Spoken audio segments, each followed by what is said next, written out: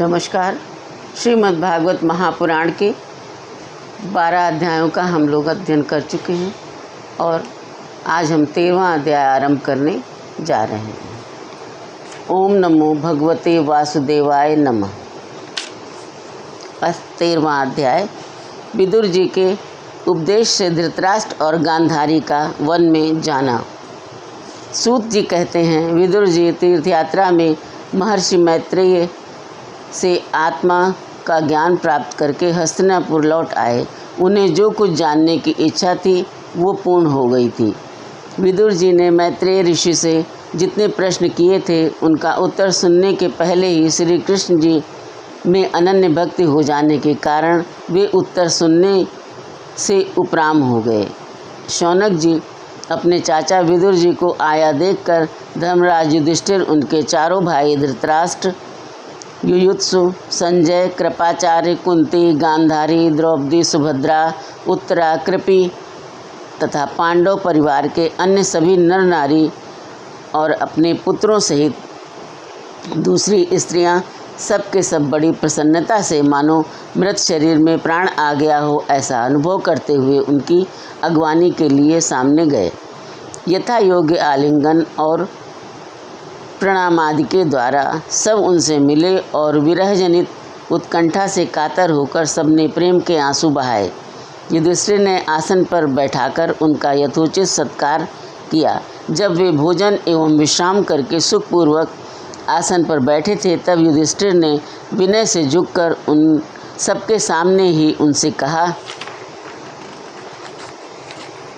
युधिष्ठिर ने कहा, चाचा जी, जैसे पक्षी अपने अंडों को पंखों की छाया के नीचे रखकर उन्हें सेते और बढ़ाते हैं, वैसे ही आपने अत्यंत वात्सल्य से अपने कर कमलों की छत्र छाया में हम लोगों को पाला पोसा है।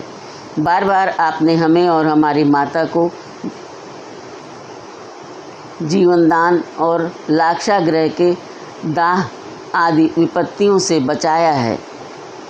क्या आप कभी हम लोगों की भी याद करते रहे हैं?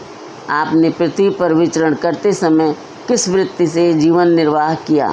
आपने पृथ्वी तल पर किन किन तीर्थों और मुख्य क्षेत्रों का सेवन किया? प्रभो, आप जैसे भगवान के प्यारे भक्त स्वयं ही तीर्थ स्वरूप होते हैं।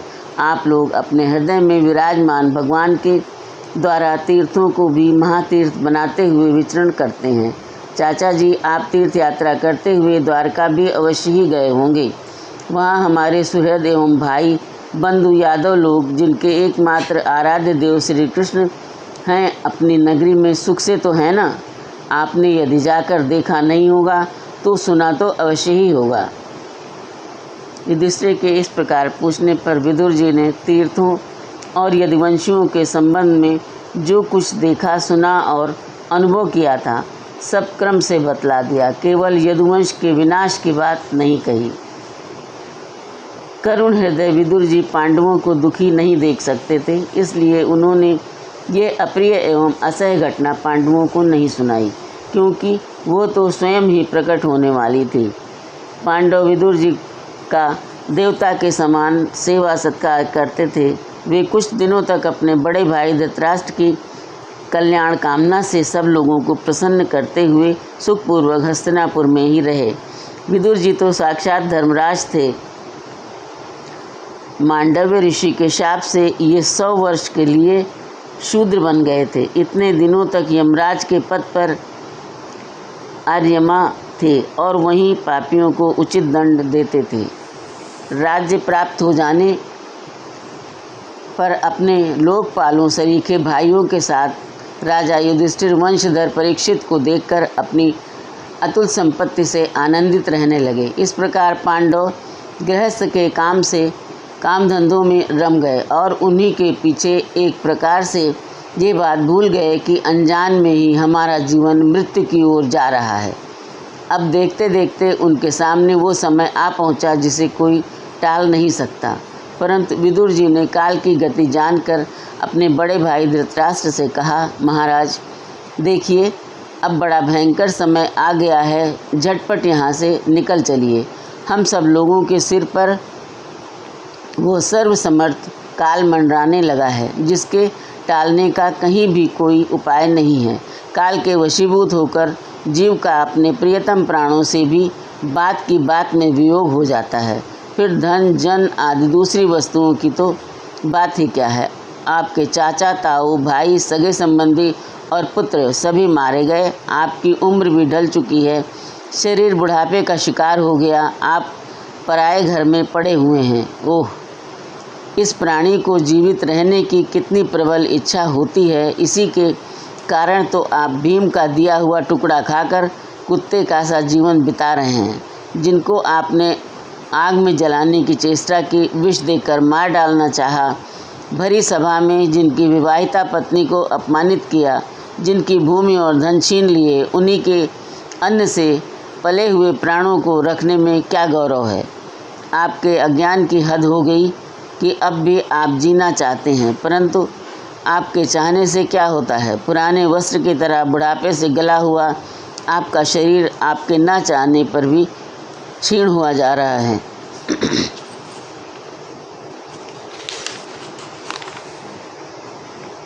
अब इस शरीर से आपका कोई स्वार्थ सधने वाला नहीं है। इसमें फंसिए मत। आपकी ममता का बंधन काट डालिए। इसकी ममता का बंधन काट डालिए। जो संसार के संबंधियों से अलग रहकर उनके अनजान में अपने शरीर का त्याग करता है, वही धीर कहा जाता है। चाहे अपनी समझ से हो या दूसरों के समझाने से। जो इस संसार को दुख रूप समझकर इससे विरक्त हो जाता है और अपने अंतःकरण को वश में करके हृदय में भगवान को धारण कर संन्यास के लिए घर से निकल पड़ता है, वही उत्तम मनुष्य है। इसके आगे जो समय आने वाला है वो प्रायः मनुष्यों के गुणों को घटाने वाला होगा। इसलिए आप अपने कुटुंबियों से छिपकर उत्तराखंड में चले जाइए।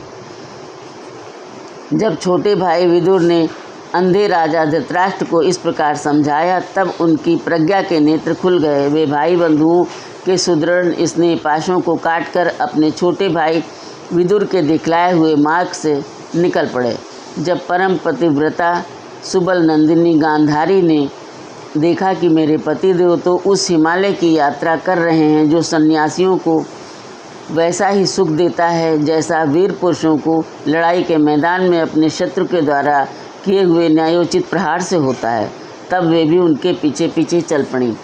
अजात शत्रु युधिष्ठिर ने प्रातःकाल संध्या वंदन तथा अग्निहोत्र करके ब्राह्मणों को नमस्कार किया और उन्हें तिल, गौ, भूमि और सुवर्ण का दान दिया। इसके बाद जब वे गुरुजनों की चरण वंदना के लिए राजमहल में गए, तब उन्हें धृतराष्ट्र, विदुर तथा गांधारी के दर्शन नहीं हुए। युधिष्ठिर ने उद्विग्न चित्त होकर वहीं बैठे हुए संजय से पूछा, संजय, मेरे वे वृद्ध और नेत्रहीन पिता धृतराष्ट्र कहाँ हैं? पुत्र शोक से पीड़ित दुखिया माता गांधारी और मेरे परम हितैषी चाचा विदुर जी कहाँ चले गए? ताऊ जी अपने पुत्रों और बंधु बांधवों के मारे जाने से दुखी थे। मैं बड़ा मंदबुद्धि हूँ, कहीं मुझसे किसी अपराध की आशंका करके वे माता गांधारी सहित गंगा जी में तो नहीं कूद पड़े?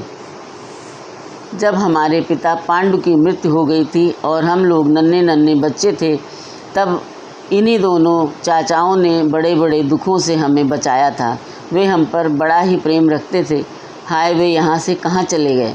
सूत जी कहते हैं, संजय अपने स्वामी धृतराष्ट्र को न पाकर कृपा और स्नेह की विकलता से अत्यंत पीड़ित और विरहातुर हो रहे थे। वे युधिष्ठिर को कुछ उत्तर न दे सके। फिर धीरे धीरे बुद्धि के द्वारा उन्होंने अपने चित्त को स्थिर किया, हाथों से आंखों के आंसू पोंछे और अपने स्वामी धृतराष्ट्र के चरणों का स्मरण करते हुए युधिष्ठिर से कहा। संजय बोले, कुलनंदन, मुझे आपके दोनों चाचा और गांधारी के संकल्प का कुछ भी पता नहीं है महाबाहो। मुझे तो उन महात्माओं ने ठग लिया। संजय इस प्रकार कह ही रहे थे कि तुम्बुरु के साथ देवर्षि नारद वहां आ पहुँचे। महाराज युधिष्ठिर ने भाइयों सहित उठकर उन्हें प्रणाम किया और उनका सम्मान करते हुए बोले। युधिष्ठिर ने कहा, भगवान, मुझे अपने दोनों चाचाओं का पता नहीं लग रहा है। ना जाने वे दोनों और पुत्र शोक से व्याकुल तपस्विनी माता गांधारी यहाँ से कहाँ चले गए। भगवान, अपार समुद्र में कर्णधार के समान आप ही हमारे पारदर्शक हैं। तब भगवान के परम भक्त भगवान में देवर्षि नारद ने कहा, धर्मराज, तुम किसी के लिए शोक मत करो, क्योंकि ये सारा जगत ईश्वर के वश में है। सारे लोक और लोकपाल विवश होकर ईश्वर की ही आज्ञा का पालन कर रहे हैं। वही एक प्राणी जो दूसरे से मिलाता है और वही उन्हें अलग करता है।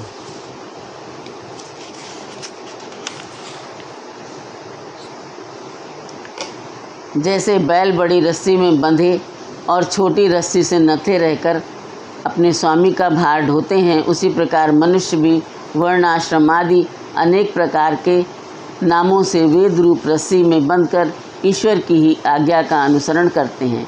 जैसे संसार में खिलाड़ी की इच्छा से ही खिलौनों का संयोग और वियोग होता है, वैसे ही भगवान की इच्छा से ही मनुष्यों का मिलना बिछुड़ना होता है। तुम लोगों को जीव रूप से नित्य मानो या देह रूप से अनित्य, अथवा जड़ रूप से अनित्य और चेतन रूप से नित्य, अथवा शुद्ध ब्रह्म रूप में नित्य अनित्य कुछ भी न मानो। किसी भी अवस्था में मोहजन्य आसक्ति के अतिरिक्त वे शोक करने योग्य नहीं हैं। इसलिए धर्मराज, वे दीन दुखी चाचा चाची असहाय अवस्था में मेरे बिना कैसे रहेंगे? इस अज्ञानजन्य मन की विफलता को छोड़ दो। ये 5 भौतिक शरीर काल, कर्म और गुणों के वश में हैं। अजगर के मुंह में पड़े हुए पुरुष के समान ये पराधीन शरीर दूसरों की रक्षा ही क्या कर सकता है? हाथ वालों के बिना हाथ वाले, 4 पैर वाले पशुओं के बिना पैर वाले तृणादि और उनमें भी बड़े जीवों के छोटे जीव आहार हैं। इस प्रकार एक जीव दूसरे जीव के जीवन का कारण हो रहा है। इन समस्त रूपों में जीवों के बाहर और भीतर वही एक स्वयं प्रकाश भगवान, जो संपूर्ण आत्माओं के आत्मा है, माया के द्वारा अनेकों प्रकार से प्रकट हो रहे हैं। तुम केवल उन्हीं को देखो। महाराज, समस्त प्राणियों को जीवन दान देने वाले वे ही भगवान इस समय इस पृथ्वी तल पर देवद्रोहियों का नाश करने के लिए काल रूप से अवतीर्ण हुए हैं। अब वे देवताओं का कार्य पूरा कर चुके हैं। थोड़ा सा काम और शेष है, उसी के लिए वे रुके हुए हैं। जब तक वे प्रभु यहाँ हैं, तब तक तुम लोग भी उनकी प्रतीक्षा करते रहो। धर्मराज, हिमालय के दक्षिण भाग में जहाँ सप्तऋषियों की प्रसन्नता के लिए गंगा जी ने अलग अलग 7 धाराओं के रूप में अपने को 7 भागों में विभक्त कर दिया है, जिसे सप्त स्रोत कहते हैं, वही ऋषियों के आश्रम पर धृतराष्ट्र अपनी पत्नी गांधारी और विदुर के साथ गए हैं। वहाँ वे त्रिकाल स्नान और विधि पूर्वक अग्निहोत्र करते हैं। अब उनके चित्त में किसी प्रकार की कामना नहीं है। वे केवल जल पीकर शांत चित्त से निवास करते हैं। आसन जीतकर प्राणों को वश में करके उन्होंने अपनी 6 इंद्रियों को विषयों से लौटा लिया है। भगवान की धारणा से उनके तमोगुण, रजोगुण और सत्वगुण के मल नष्ट हो गए हैं। उन्होंने अहंकार को बुद्धि के साथ जोड़कर और उसे क्षेत्रज्ञ आत्मा में लीन करके उसे भी महाकाश में घटाकाश के समान सर्वाधिष्ठान ब्रह्म में एक कर दिया है। उन्होंने अपनी समस्त इंद्रियों और मन को रोककर समस्त विषयों को बाहर से ही लौटा दिया है और माया के गुणों से होने वाले परिणामों को सर्वथा मिटा दिया है। समस्त कर्मों का संन्यास करके वे इस समय ठूंठ की तरह स्थिर होकर बैठे हुए हैं। अतः तुम उनके मार्ग में विघ्न रूप मत बनना। धर्मराज, आज से 5वें दिन वे अपने शरीर का परित्याग कर देंगे और वह जलकर भस्म हो जाएगा।